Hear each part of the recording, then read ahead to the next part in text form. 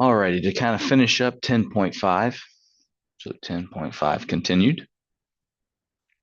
We're on question 6, and you're going to get questions like this. So it's going to say for the function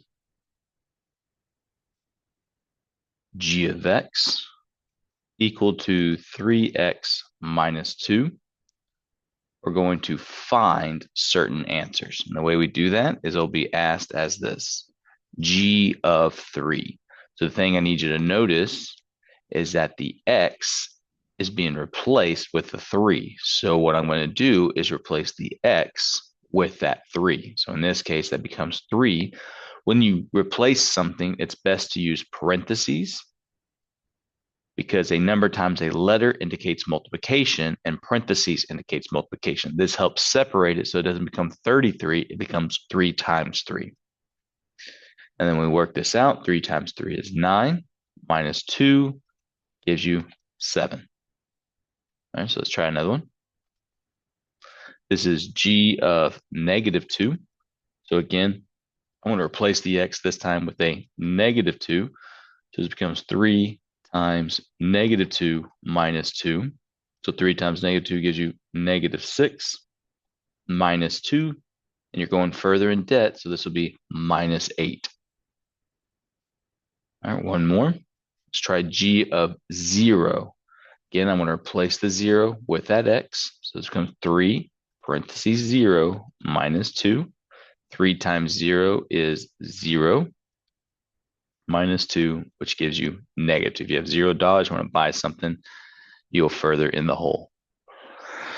So that's how you do those kind of questions. So let's do another one. Just make sure you have it. So let's look at number 7.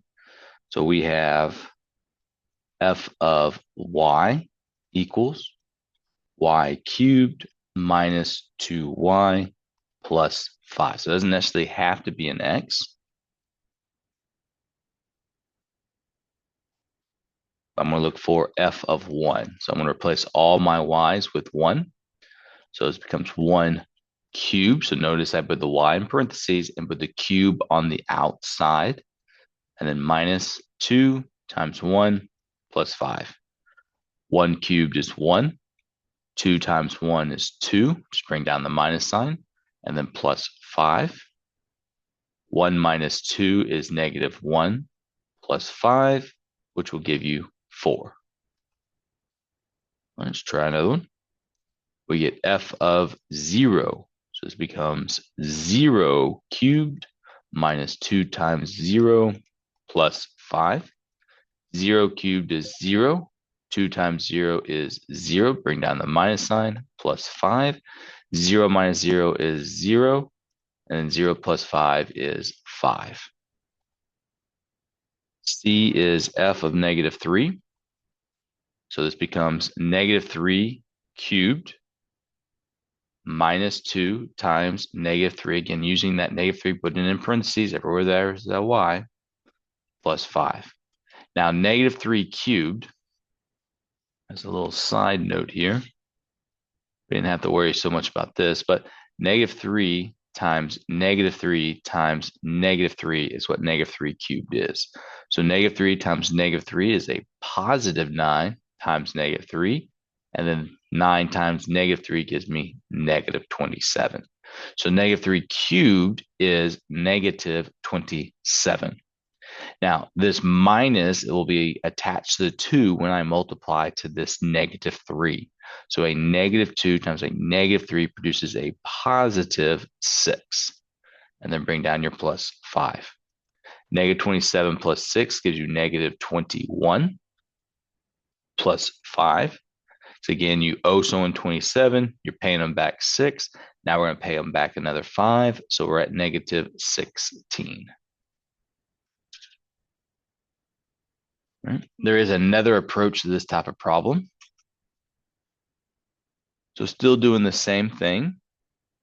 You're going to be asked to find f of 4, f of negative 4, and f of negative 2. The issue is they give you a graph.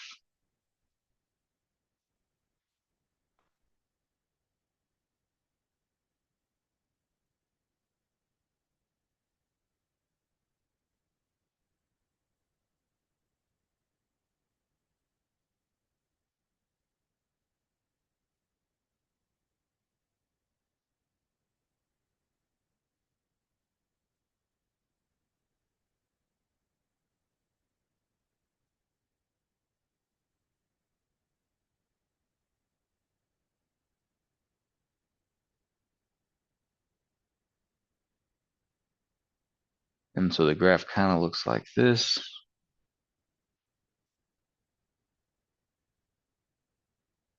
But the goal is to identify where X is 4. So I'm going to go 1, 2, 3, 4. And then what is the Y value coordinate that goes with it? So I see that my coordinate here is 4 comma negative 5. So when X is 4, I see that Y is negative 5. And so that's all you have to do is be able to look at the graph, go to the correct X value, and pull the correct Y value. So if I go to negative 4, I see it goes to negative 2. So this is negative 4, negative 2. So therefore, my Y value here is negative 2 when X is negative 4. Then I can go to negative 2, and I see that I'm going down to just negative 1. So when X is negative 2, my Y here is negative 1. All right, so in this situation, they just give you nice little, they give you a graph, and you just have to pull the answers out. All right, the last part of this section is actually using your calculator, and you're asked to graph functions and then just find where it crosses the x-axis. So the first example that we have, this is number 9. Technically, this was, yeah, that was 8.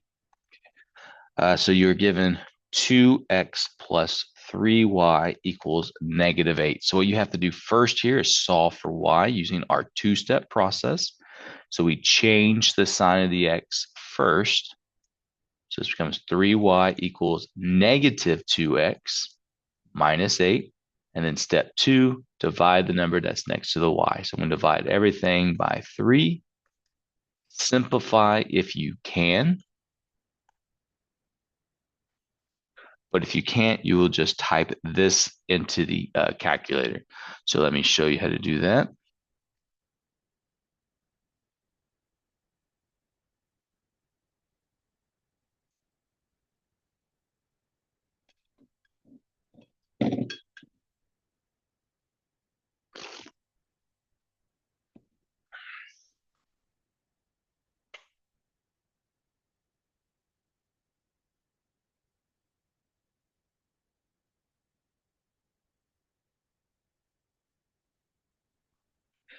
I give it a second to load.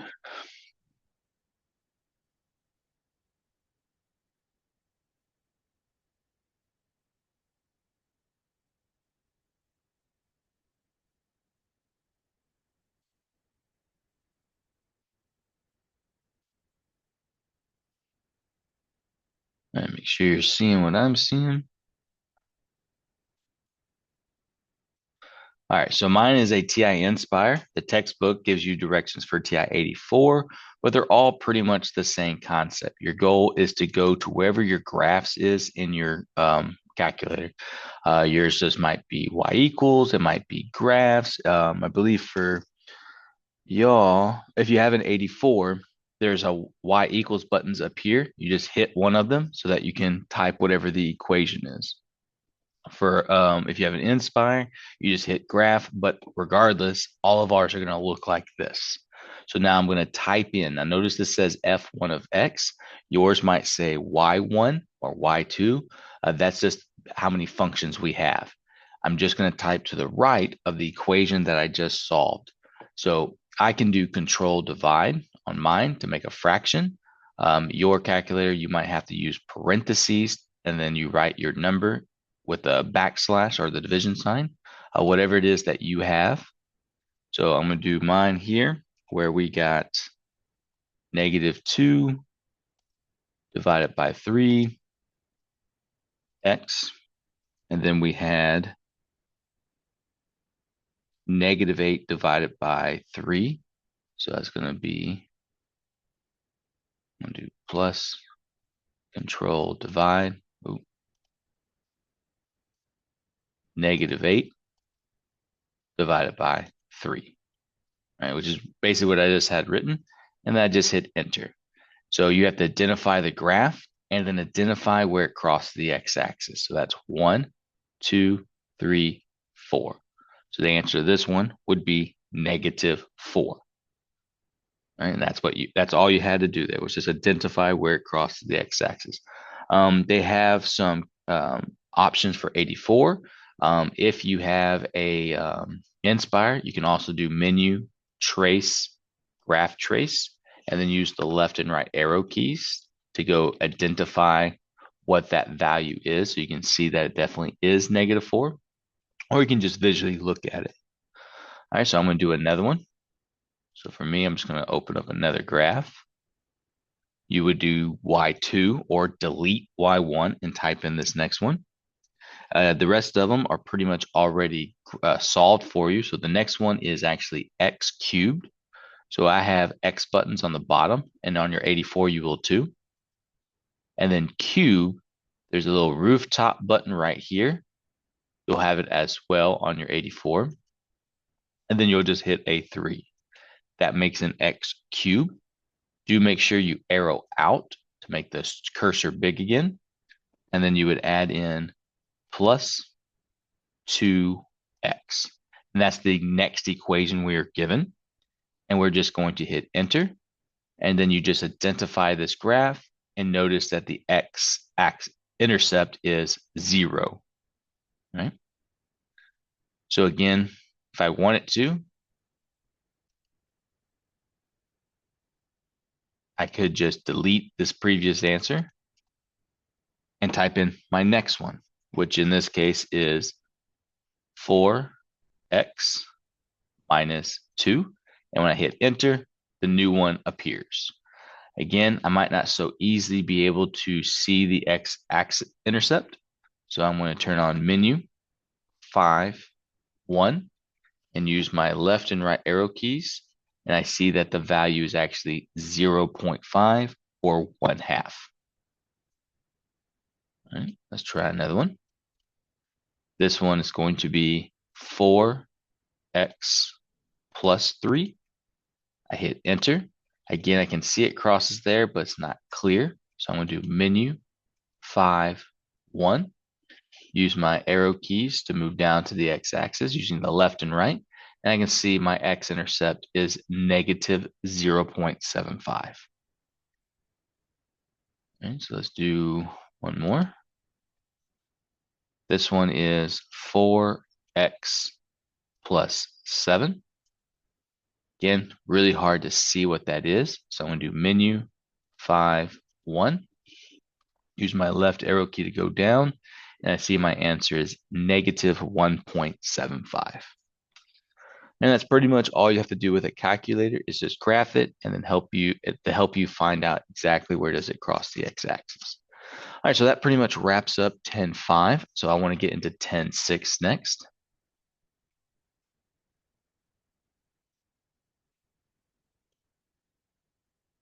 All right, so make sure we're bounced back over here.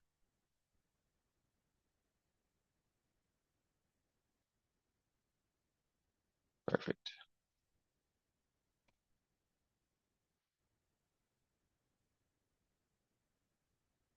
All right, so here we go. So 10.6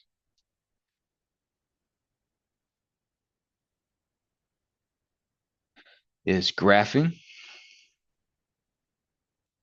linear inequalities in two variables.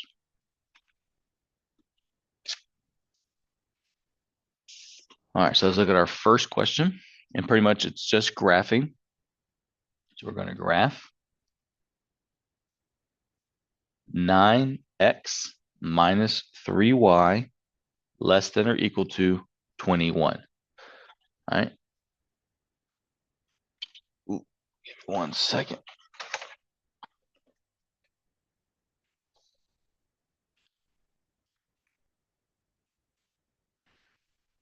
All right, there we go.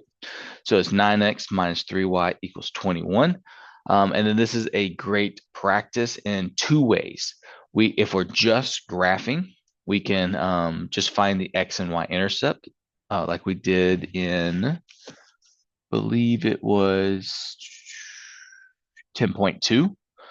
Or we can solve this for y equals mx plus b like we did in 10.4 and 10.3. So either one works. I do think that perhaps maybe the X and Y intercept would be a lot easier in this situation. So when you're given the option, anytime it's in standard form, I think finding the x-intercepts are the easiest case. So to find the x-intercept, remember that the y is 0. So I'm going to plug it in and solve it, but I'm going to change the inequality to an equal sign because I'm just trying to solve for the value. So this becomes 9x minus 3 times 0. And again, I'm going to change it to equals 21. The 3 times 0 goes away. So then I just divide by 9. And 9 doesn't go into 21, but it does simplify by dividing both of them by 3.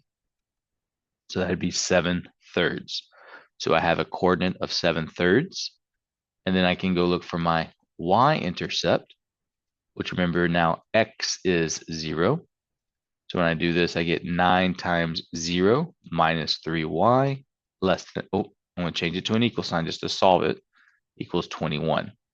That would go away. I would then divide by -3. And so I get -7. 21 divided by 3 is 7. Positive and negative make a negative. So now that I have 2 points, I would just graph them. 7/3, if you type into the calculator, comes out as 2.3 repeating.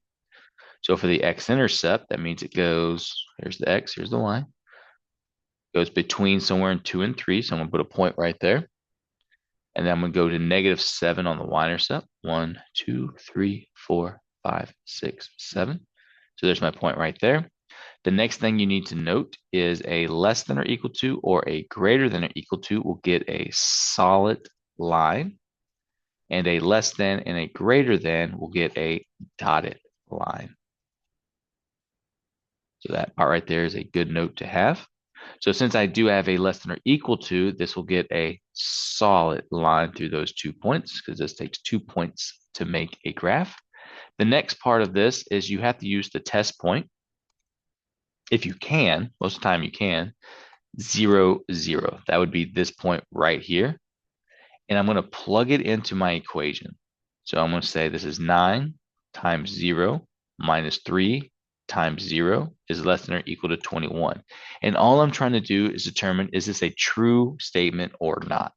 Well, 9 times 0 minus 3 times 0 would all equal 0. So is 0 less than or equal to 21?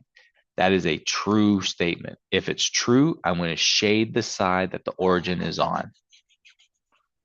If it would have been false, I would have shaded the other side that the origin's not on. And other than that, that's the only extra step you had to do there, is actually figure out which way to shade, other than what we've been doing in chapter 10. All right, so let's definitely do some more. Let's look at number 2. This time you're going to graph in the form of y less than 3x. So in standard form, I would suggest go look for x and y intercepts so you don't have to worry about solving for linear inequalities. In this case, this is in the y equals mx plus b format, so I can easily identify how to graph it just from there as well. So I'm going to start with my y-intercept. If the y-intercept is missing, it's like a +0. So that means my y-intercept would be at 0. And then remember for your slope, so y-intercept, slope, you can make it a rise over run by putting it over 1. That means I'm going to go up 3 over 1. There is no line underneath this inequality, so this is what a dotted line would look like. The issue is my test point is usually 0, 0, but it goes through it. So just pick a different test point. I'm going to pick the point 1, 0. You can pick whatever point you want, but don't pick a point that's on the line. So here's my test, 1, 0. So I get 0, because that's what y is less than 3 times 1. And so I see that 3 times 1 is 3. So is 0 less than 3? That's a true statement. So therefore, I'm going to shade towards that test point. So this is the way I would shade. Right. So again, that little test point to figure out which way to shade is the only thing you have to do. All right, so let's look at number 3. I want to just graph y less than 4. There you go. So remember, if it's just y and just a number, this will make a horizontal line that would go through that number. So 1, 2, 3, 4. But there's no line underneath my inequality. So I'm going to make a horizontal line, but it's going to be dotted. And then for my test point, I'm just going to use 0, 0, which is this point right here. But I don't have an x to plug in. I just plug in the y, the 0 for the y. So is 0 less than 4? Oh, that's also a true statement. So 0 is less than 4. So I would shade everything below. Let's try another one. Number 4, we're going to graph x greater than -2. So again, a x and just a number is a vertical line at that value. So 1, 2, because it's the x. And it's a dotted line because it doesn't have a line underneath inequality.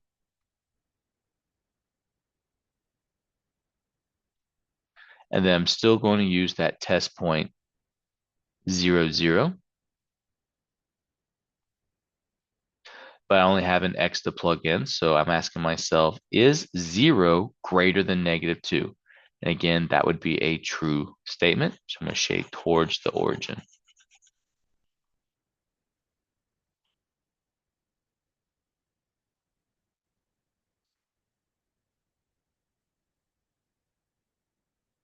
All right, so I only got a couple more. Your calculator can do this as well. Again, your textbook has the 84. All I have is the Inspire, but if you need help on any other calculator, just let me know. But we're going to start with a question like this. So we have 5x minus 8 is less than or equal to y minus 6. With a graphing calculator, we have to set this equal to y.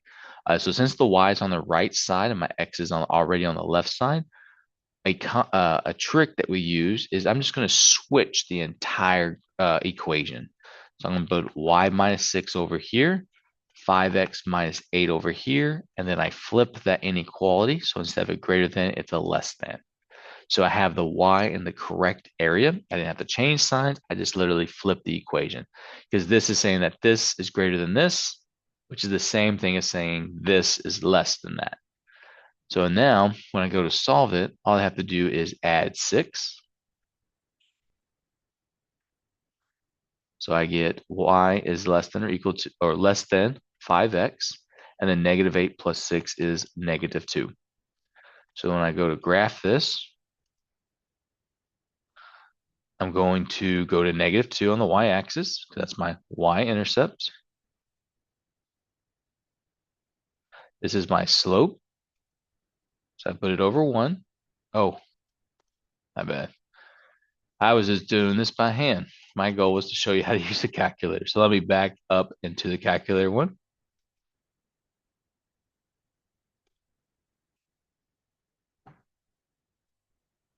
All right, so here we go. So I'm going to go to a regular graph.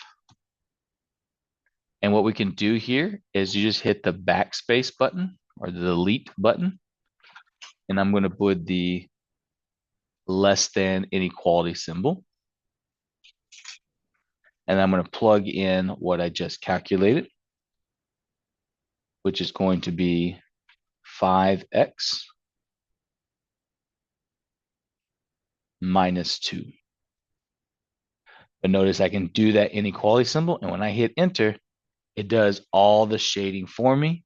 And it even gives me that dotted line right there. So I know exactly what I have. So this is a way you can use your technology as well to help you out. And then let's do one more. So I'm going to write on this real quick. So on this last one here, it is 6x minus 3y less than or equal to 7. So again, to solve this, two-step process, move the x over, this becomes negative 6x plus 7. And then last step, divide by the number next to the y. But do remember that one extra step when dealing with inequalities, if you ever multiply or divide by a negative number, flip the inequality. Then negative 6 divided by negative 3 is 2x. And then we're going to make this a positive 7 divided by negative 3 is a negative 7/3. So this is the equation that I'm going to plug into my graph. So I'm going to do another graph, and I'm going to type this in. Remember, you hit the delete button, and I'm going to choose that inequality symbol. So it's going to be this one right here. And then now I'm going to type what I just calculated. So that was 2x minus, and then I can do control divide, and I'll do 7/3. And again, when I graph, notice now it's a solid line because it has a line underneath it, and then it tells me exactly where to shade. So feel free to do it by hand or solve it helping with the help of a calculator. But that pretty much wraps up 10.6 and chapter 10. And so that gives you everything that you need going towards your test on Monday. Other than that, if you have questions, feel free to keep reaching out. Till then, I'll see you next time. Bye for now.